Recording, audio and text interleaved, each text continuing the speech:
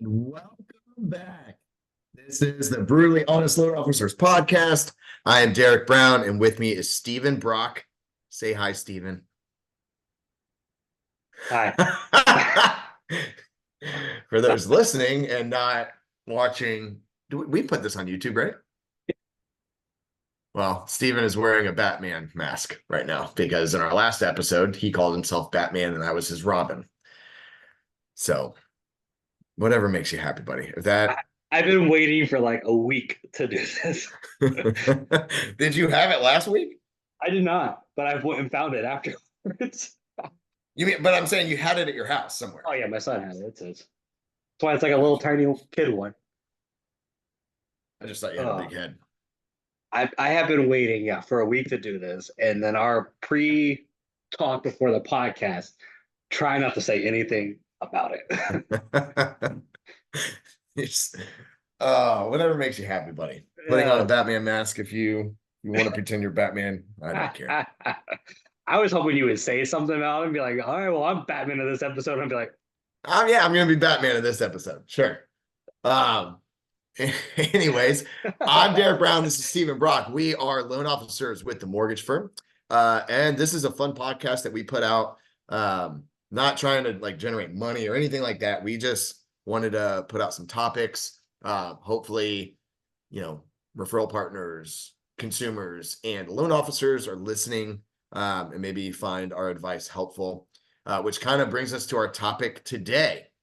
We're answering questions from a fan. Is it a fan? Like, this person? Yeah, I guess this person's a fan, yeah, a listener. a listener. That sounds better. But we got an email. I'm not gonna say the guy's full name, but I guess I'll just read that. This is kind of new to us, but it says, "Hi, Derick and Stephen. I'm a newbie to mortgages. Just got my license this year, but I found your podcast and I love listening to it. I'm wondering if you can answer some questions for me. What's your best recommendation for a loan officer starting out? I would probably call myself a little timid at first when I don't know people. So the thought of networking makes me nervous. But in one of your episodes, you talked about how much of an impact it's had on both of your businesses. How do you get over the fear of talking in public? Should I focus on niche products or the basics, like conventional and FHA? Do you advertise on Google or Facebook? And is it worth the money to do that? Or how do you track it? Are you top producers in your company, or do you ever feel like you're doing something wrong when you see others closing more loans? I see other loan officers closing loans, and I've had a few good applications since I got my license, but I can't help but compare myself to them. Do you do that or ignore it? I'm not sure if you'll see this or respond, but I hope you do, and I'll keep listening to your podcast. Thanks, guys. Charlie. So, Charlie, thank you for the email. Super exciting that somebody is listening out there. I know we can see that we get some downloads here and there. And this is like our 22nd episode. But I just want to say thank you for sending us an email. Super awesome. We actually got it today and we pivoted, and we're going to be answering your questions in this episode. So, Stephen, how does that make you feel that we got like an email from a listener?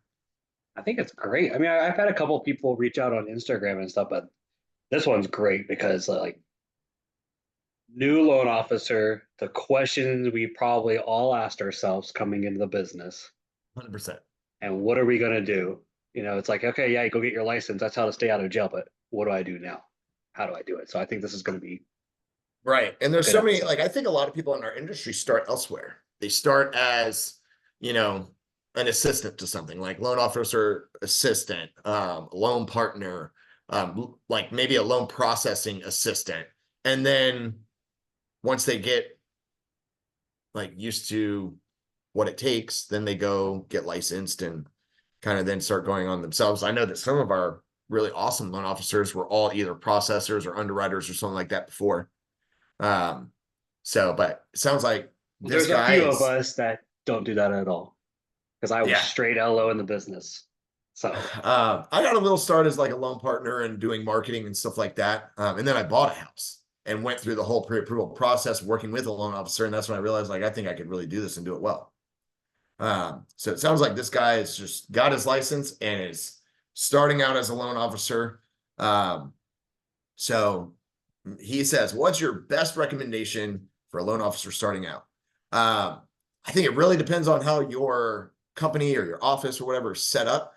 Because if there is a loan officer that's doing quite a bit of business, I would almost say shadow him or her and see what you can't learn from somebody that is actively, closing loans in your current market.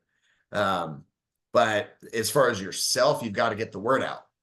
You want everyone to know that you're a loan officer. So you've got to figure out the best way to do that. Might be from networking.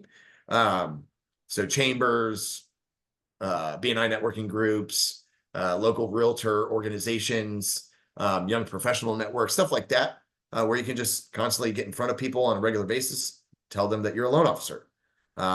Social media is also great. You could potentially reach out to 1,000 people with one post. And then I would just be calling, texting your friends and family, letting them know that you're a loan officer now and asking if there's anything that you can help with. Stephen, what's your take? I think you basically hit it. I'm nailing the head with it. I'm going to add to it. So your phone is your best friend and your worst enemy. People are so scared to pick up the phone and call people, but literally, I have actually pull it right up. How many contacts do I have in my phone? 2,650 contacts. I bet you, I wonder how many, well, I don't know how you look at it on your Android. I think yours is at the Oh, top of your God bless contacts. it. Really? You're going to call me out? I had a customer yell at me because I had a green text. I think Listen, when you everyone, go when you go I to have an contact, Android. I have an Android. I've had an Android for 15 years and I'm not changing right now. Okay. The right last thing I now, want to look at do that right is now. He's learn going to how to change eventually. communicate. All right. I know how to communicate. You want to send me like a high resolution image? Email that. Okay. You can't text it to me. It's fine. But everything else will work out just fine with my Android. Y'all iPhone users are crazy. Okay. Good, great. But all right, going back to how many people I have in here, I wanted to know, just looking at myself, like, do even half of these people in my phone know that I do mortgages? You should text every single one of them right I now. I should. My name's Steven and I do mortgages.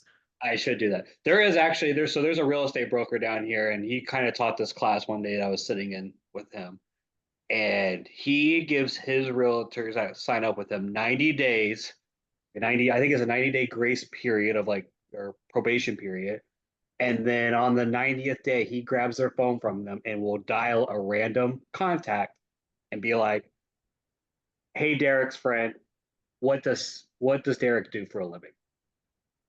And if that Snap. person cannot answer it, he fires them on the spot. Like, you're not working at this office anymore. And I it's, would bet that you could probably do that with my phone and they would know. I I would take think, that bet.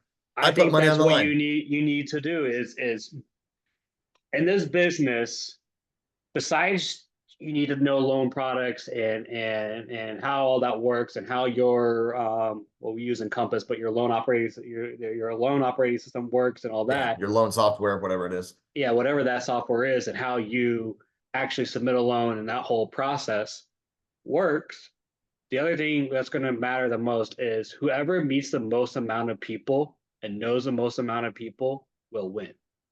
I've always thought that. Now you have to provide value, and that's where your expertise will come in of knowing products and stuff like that. And you're not going to know every answer. And most of the time you're going to learn because somebody comes to you with a lead of a certain issue, and you're like, I have no clue what to do with this. And then you go find that product for them. You're like, oh, I know how bank statement loans work. I know how investor cash flow loans work or asset depreciation loans work. Or you start finding all these little things and you start remembering them, and that's what's going to really do it. So, best recommendation is to know your products in and out as best as you can. Like I said, it's going to take time and you have to go through it. Right now, biggest thing is down payment assistance. So I would know what you guys offer for down payment assistance for sure. I'm seeing that left and right. I mean, almost everybody's asking. He didn't say where he was he? He didn't say No. what state he's in. Um, so knowing what the state offers, what maybe the county offers, what your company has to offer on those, or that's a huge thing. And then making sure everybody knows what you do. Yeah. Yeah. And you're like, you want to learn the loan products, whatever, but you really learn them by doing them. So you're gonna have a better chance of doing them by talking to more people. So like I said, get the word out, let everybody know. Kind of go from there. Then his next question, I would probably call myself a little timid at first when I don't know people. So the thought of networking makes me nervous. But in one of your episodes, you talked about how much of an impact it's had on both of your businesses. How do you get over the fear of talking in public? Well, I don't. yeah. People fear public speaking more than death. Isn't that like, isn't it higher up than, Yeah, people rather dying? die than public speak. So it's a practice makes perfect thing. Like, yes, I am involved in several networking groups. But I mean, when I first started out, I was terrified. You guys have And I tried to, Toastmasters up there? we So I do, but can. I'm not a part of that. So I haven't done that. I would go to Toastmasters. They teach you how to public speak. I There you didn't know if go. it was a national thing or not. So they do teach you. I mean, I had an unfair advantage, I guess, in public speaking. So before I did this, I was an Army recruiter for 3 years. And I went from infantry over to being an Army recruiter because the Army told me that's what I had to do. And they told me, hey, you have to public speak. So I had to. I was forced to do it. But the best advice I ever received was the audience has no clue. The audience could be one person, could be 1,000 people, has no clue what you are going to say. So you can't mess up. Right. You can backtrack, you can, hey, I'm going to go down the script this way, and you skip something, you're like, oh, and it throws you all off, but you can always add it back in. They don't know what order you're going to say things, how you're going to say it. So I always take that into mind is you have no clue what I'm going to say, so I can't mess up. And therefore, like a Right. lot of my nerves went away from that. Do I I still get mean, nervous public speaking? I get nervous just teaching a class of like 5 people. right. I could know all Yeah. 5 of them. It's still nerves. Like, yeah, I'll tell you what, I was prepared for like our sales rally. So our company, the mortgage firm, has a sales rally every January. And Stephen and I both spoke at the sales rally. So you're talking about 200 of our peers, like fellow loan officers within our company, staring up at us. I thought I was prepared until I turned around and saw like 400 eyes looking back at me, and that like my just stomach dropped and I was like, oh my goodness, now I'm super nervous now. And And I the thing probably talked is a little like too fast, but got through it and I knew what I you was talking about. you knew what you're talking about, you did it, and honestly, couldn't tell.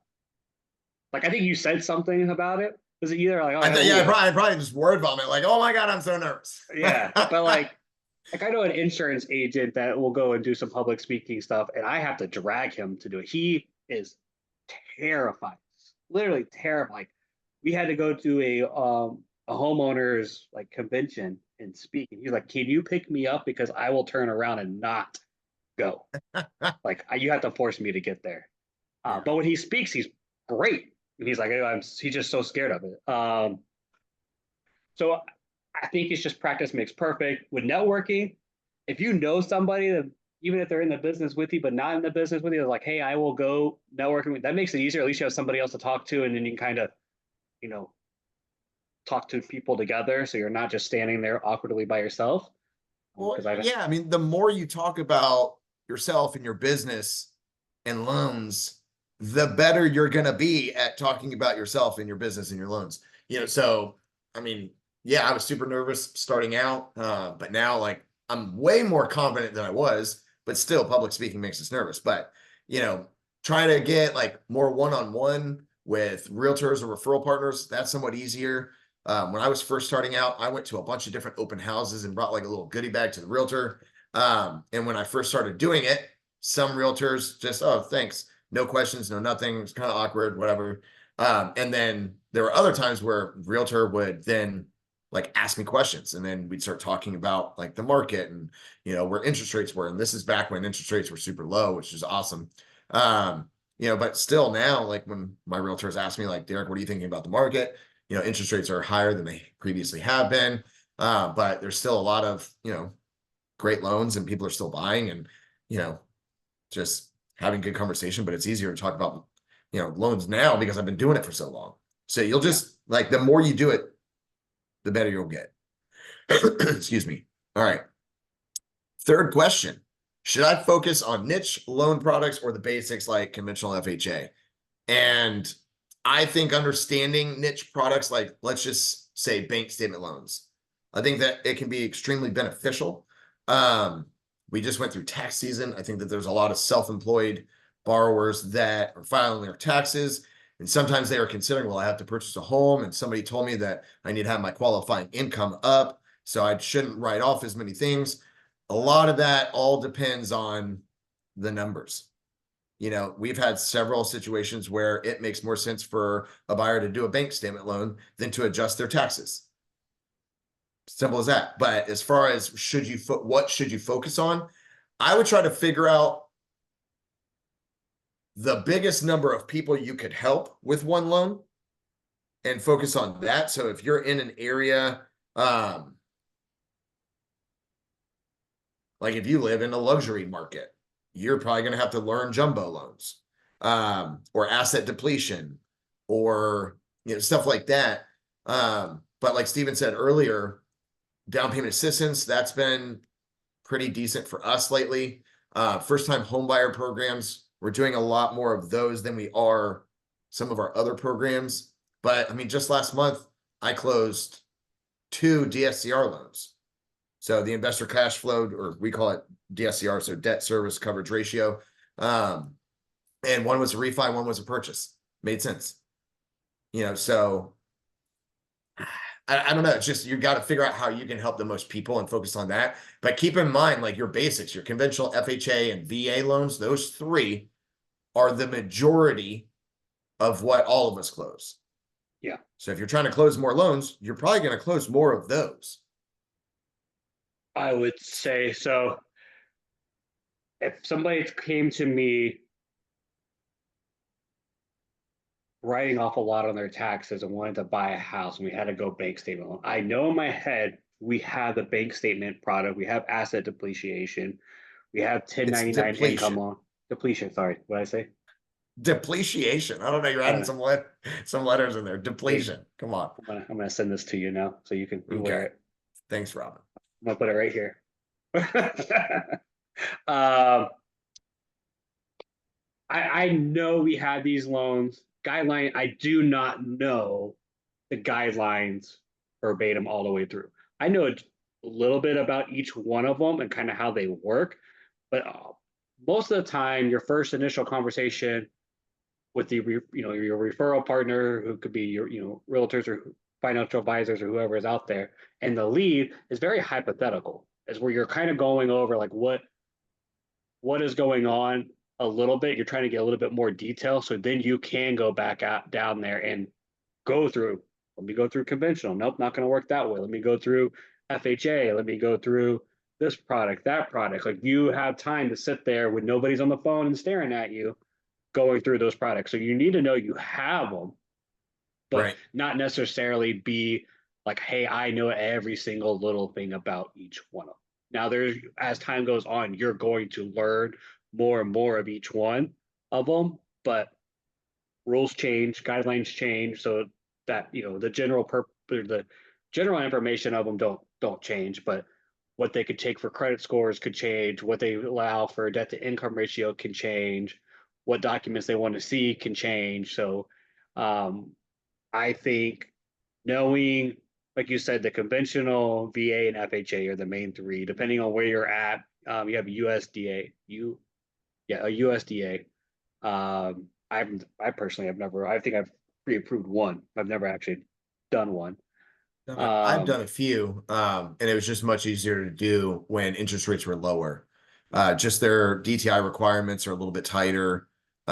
It's household income, so you have to include everybody, even if they're not on the loan.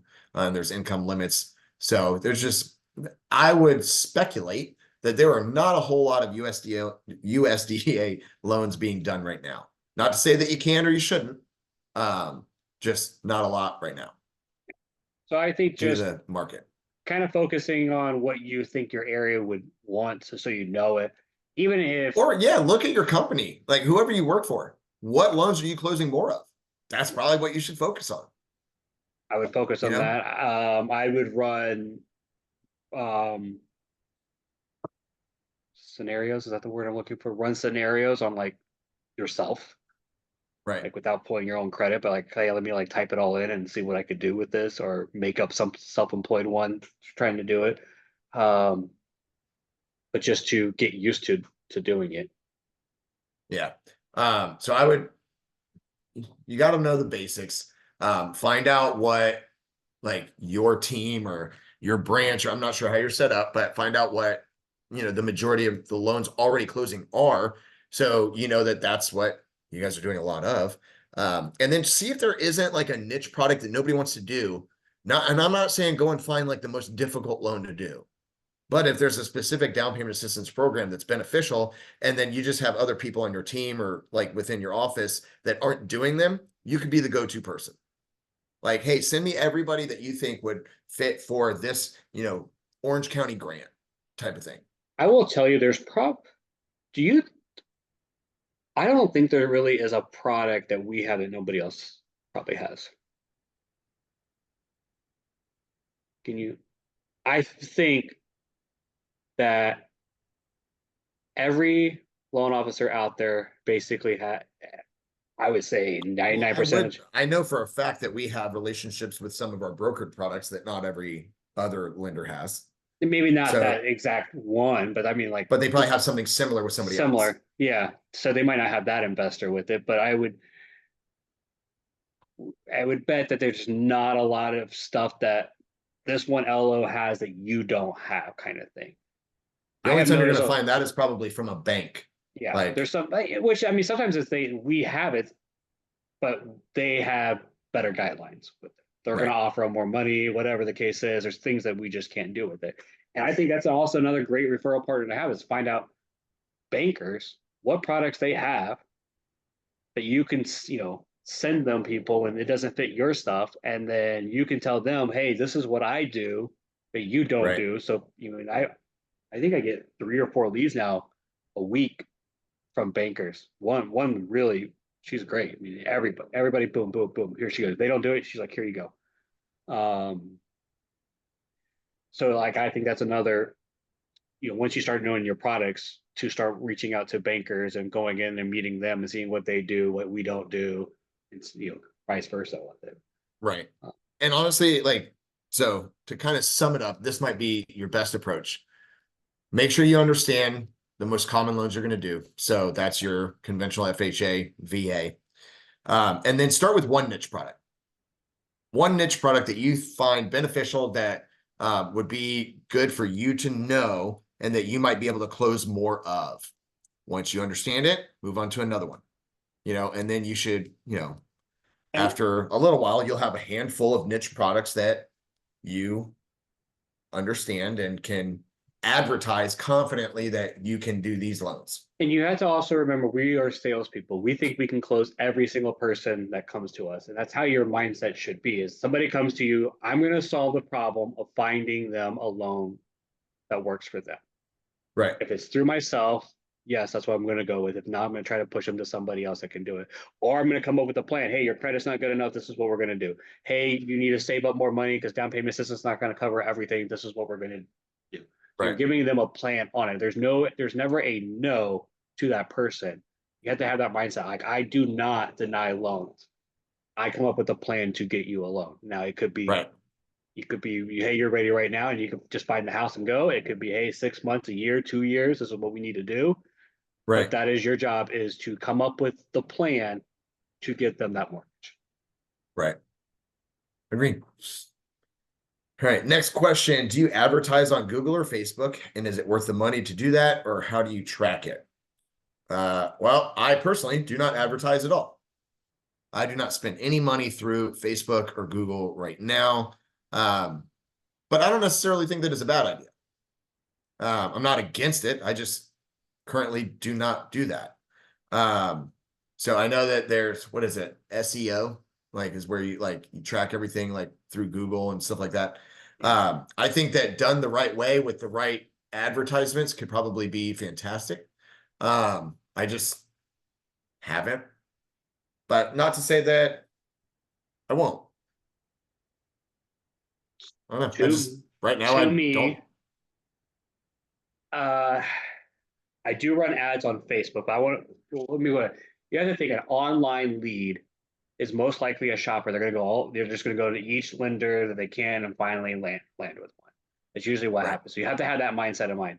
Their conversion rate on an online lead is 1 to 2% if you're really good. So how much money are you spending? If you get 100 people on there, you might close 1 or 2 loans. So you have to see, is that money worth it that you're spending to get that and to do that. The other, what I do is top of mind. So I actually advertise on Facebook, but it's to my past clients, it's to my referral partners that when I post something, I'll say, hey, I want them to see it. Well, I'll run an ad to them, just those people that Facebook find, that I give them a list and they find them all. And so they see, so now they're seeing me everywhere. There's items of value of, maybe a loan product, something we did, family stuff, podcasts I've listened to, which is only this one, book I read. It's just, I kind of circulate through there, but that's just top of mind. I mean, I might spend $30, $40 a month on that, but I will have people come Oh, up to me and like, I see you everywhere. right. Big checks over there, Big Stephen. checks, big checks, but they see me everywhere. That's what it's meant for. Right. It's very cost efficient because you're doing a targeted list of people, so it's very cost efficient on that. Um, I will say if you are comfortable getting into videos, even if you're not, get into videos. You can use ChatGPT to help you write stuff. I mean, if you write back out to us, I can show you how I do some things. Getting on video is a big thing, especially taking it to, of course, Instagram and Facebook, but taking those videos and putting them on YouTube because YouTube is Google. So that'll help you rank up higher also for free because you're just doing the videos.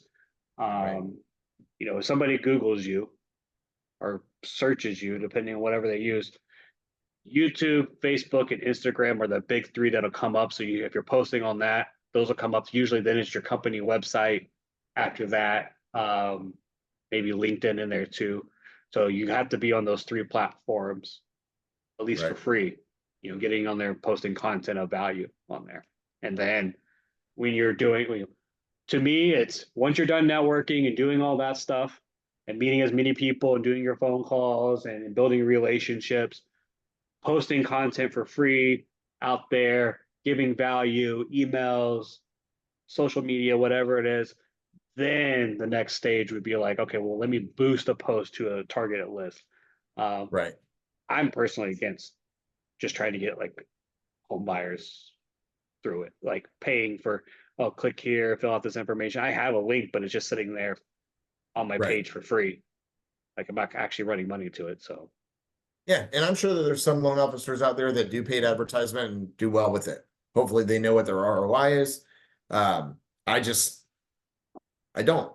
Not because I don't necessarily want to, but like I'm like Steven, I post on Facebook, Instagram, stuff like that.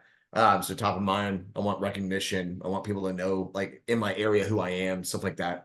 And I want my friends and family and stuff like that to know what I do. So I constantly get Facebook messages, Instagram messages with questions and stuff like that. And sometimes it leads to, closed loan. Other times it just leads to good advice. So it really just depends, but there's definitely ways you can advertise for free. So you don't necessarily have to write a check. So let's see. And last question. Are you top producers in your company, or do you ever feel like you're doing something wrong when you see others closing more loans? I see other loan officers closing loans, and I've had a few good applications since I got my license, but I can't help but compare myself to them. Do you do that or ignore it? Oof, that's a tough one. It is hard not to compare. yeah, Um, and there's a quote talking like that talks about comparing. I forget. But it's all about perspective. So if you see like within your so my branch manager sends me the numbers every single month on how like our branch, our loan officers and our company as a whole did. So seeing that a lot of people are closing loans makes me feel good in the sense that markets, like, we're doing okay in the mortgage market. We're closing loans. Do I see that some loan officers are closing a crazy amount? Yeah, there's a couple loan officers that we have at our company that just do an incredible amount of business. I would say technically Stephen and I are considered top producers. What lie is that? Do what? What lie is that? No, I mean, so for first quarter, I was top 10%, probably higher. I don't know how many loan offers we have. I am. So and it doesn't matter. But no, you can't, like, don't let it negatively affect you. Oh, like Sam Smith closed, 10 loans this month and I closed one, or I didn't close any. Like, he's doing everything right and I'm doing everything wrong. That's not the case. I just got a contract this weekend for a customer that I spoke to over a year ago is when we did the first application. And for a couple of reasons, she didn't want to buy. And then 6 months ago, she started looking again. And it has now been 6 months before we finally went under contract. She found the right house, made an offer, got accepted. So sometimes things just take longer. So I don't think that because you're getting applications in, those are gonna turn into closings, in just a month's time. You've got to build up your pipeline. And then you'll just have some weeks that are awesome, some weeks that maybe be slower. That's just our business is cyclical. But almost a good loan officer doesn't necessarily go through the roller coaster effect. The roller coaster of like closing loans, closing less loans, closing more loans, closing less loans, month after month. And a lot of it's because they get involved in loans and they stop prospecting, and then they get slower, so they start prospecting, then they get more loans. You know who the busiest loan officer is? They only Who? do 3 loans a month. Yeah. Because they get so busy into the file, they don't prospect, and finally get those closed, so they had to go back there and prospect. So they're just doing this. They never they don't Yeah. prioritize their time. So they're just consistently at like 1 to 3 that their time is the thing. Right. So I just like it as a measurement because it helps me see, like, hey, we've got good loan officers closing loans. That makes me feel better. Like, if we got numbers and nobody was closing loans, I would be nervous. Yeah. So, but yeah, I try not to compare. Don't question what I'm doing versus what others are doing. Just I focus on my business, not others. And I would say, yeah, I definitely don't look at what others are doing as long as I beat Derick. So that's why I want to pay attention. Ha! You got some catching up to do, Stephen. Yeah, I do. It depends on your market too. So it's all, I'm in a market that, I mean, you're trying to buy a home, you better have at least be approved for 600,000. That might be your, first time home buyer purchase right there. Well, So just one of the I forget where I saw this, but it was like there is like a loan officer team or something like that or whatever, and they have something crazy like 600,000 followers on Instagram and Facebook, and they have all these people that are like liking and sharing and stuff like that. You know how many loans they did last year? 5. 16. That's it. It's like one of the, but you would think somebody that has that many followers, all that stuff, they probably make more money on social media than they do closing loans. So just like, don't think, I don't know, take everything with a grain of salt. Focus on your business, not on what others are doing. Exactly. Focus on I would say, we didn't really, I would try to get into some kind of coaching if your company does it, a mentor, at least accountability partner, somebody you're going accountability to partner. Start there. You're brand new. Like, get you've got to start partner. tracking your business. Make sure that's one thing I wish when I was starting out, I didn't do. Track every single lead that you get, every phone call that you're having. That way you can track your business. That'll be more beneficial. At the end of the month, look to see where your business is coming from. We have your email. If you're getting a lot of business. I'm going to email you. I will email you, Charlie. Don't say his last name. I don't know what, are we allowed to say some of his last name? But I I don't know, don't I'm know. not going to. He Plus, I didn't can't put it print there. it. I will email you some of the trackers that we use that have really like skyrocketed my business. Yes, I Um, think it is extremely important for you to know where your business is coming from. Um, and it's one of those like when you use it, like I was like, this is stupid. Why would I fill out this piece of paper? Why, I get the lead tracker. That made sense. Like maybe, I could forget somebody's name, but at least I have it all right here. But the greatness tracker of like phone calls, face to face, I was like, why would you do this? Like this doesn't make sense. And then so I had, I was in coaching. I had to start filling it out. I had to turn it in, and every week they would just increase it because I think I was at like first week was, hey, just fill it right, out, see where you're at. They added 5 more people each week until basically I was filling it out fully. And now, I mean, it basically forced me to go and talk to more people because you're like, oh, I don't have enough phone calls done. I don't have enough face to face. I don't have enough break breads. I don't have enough leads. How do you get leads? You got to talk to more people with it. right, You have to ask for exactly. business, bring value with there.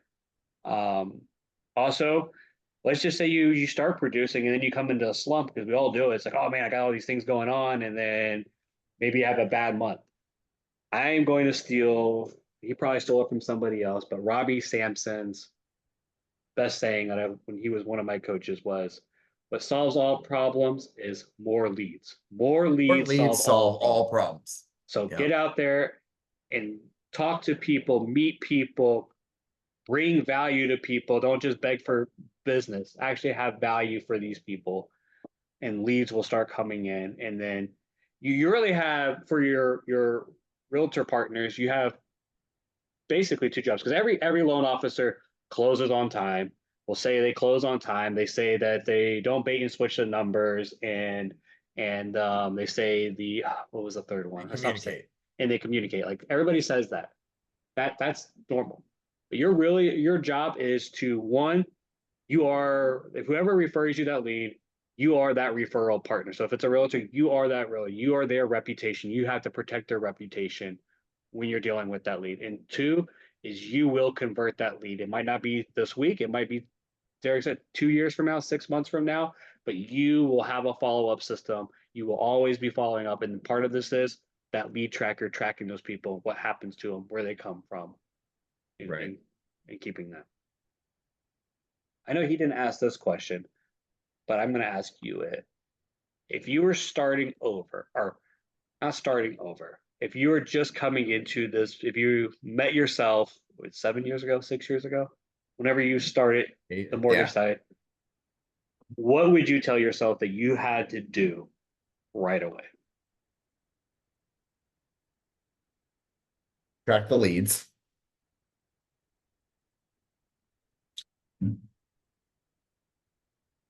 And I would say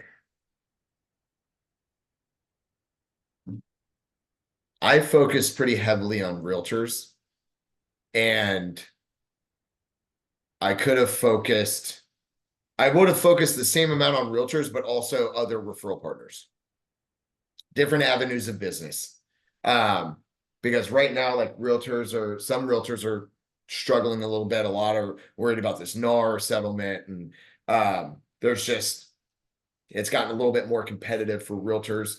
And yet some of my best customers have come from other sources, financial advisors, banks, CPAs.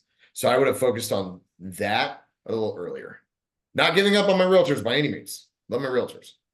But I would have also had different avenues of leads, not just so realtor based first thing. Now, don't get me wrong, like realtors are our bread and butter. Most people, when buying a house, talk to a realtor first. So they're the number one referral partner for loan officers. But like I said, some of my best customers have come from other sources. They came with a realtor, but the introduction was made from a CPA, financial advisor, or bank. What about you, Stephen? Same question, right back at you.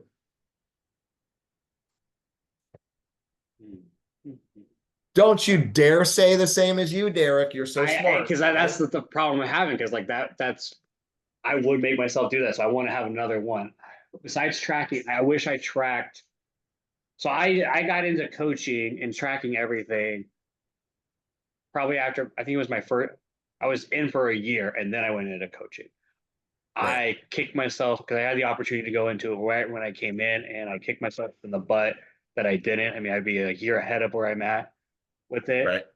Right. Um, so I would, you said tracking, but that's the biggest, like the theme days, the calls of coaching, I would probably say accountability then. Having accountability, I don't care if it's turning it in the piece of paper to my wife, to a friend, but somebody that's going to look at me and be like, that's all you did? Like, Right. you can't be yourself because you'll give yourself grace. But somebody that won't give you grace, that'll be harsh on you and be like, why didn't you make another phone Yeah, you call? just want somebody to be honest with you. Oh, and Simple as it'll, that. with these trackers, I felt like it only did two things. It either blew up your business or you were relying on what was actually great on that greatness tracker. Like you were Right. having actually great phone calls. You were maybe having phone calls, but you weren't having great phone calls with your referral partners. Right. Yeah, I think it would be having accountability for my prospecting actions. And I will say, since he's new, anybody that's new out there or anybody that's trying to go to the next level on things is to, you can't prospect at midnight. You know, at 10 o'clock at night, you can't prospect then. You can work on a loan file at 10 o'clock at night, Right. you know, in your loan operating, whatever your loan system that you might have. But you can't sit there and call realtors at 10, 11 o'clock at night and try to build a relationship with them. Right. So you need to have your green time of, this is when I prospect during the day, and I don't let anything else get into it. Unless it's a super fire that you got to jump on and fix something, which most likely is not going to happen. You know, we think things are emergencies when somebody will call, but if you just give them a, hey, I'll get that to you tonight or first thing in the morning, people will accept that. Right. You know, you just have to ask them like, hey, do you need this right now or can it wait? Ask them because that's what you need to do. Um, but yeah, I would say prospect as much as possible. I even fall victim to it now where I'm like, oh, I'm going to work on this thing. And I'm like, I should be working on that at night, not Right. right now. You know, I should be prospecting. This is my prospecting time, kind of thing. Agreed. Love it, man. Uh, Charlie, thank you for sending us those questions. Um, Super excited to have, an email from a listener. So if there's anybody else listening or watching this, feel free to email us. You can probably find us on social media, Stephen Brock with the mortgage firm, Derek Brown with the mortgage firm. But this is the Brutally Honest Loan Officers podcast. And that's all we got for today. Go get those leads. Go get them. See Thanks you for guys. listening, everybody. See ya.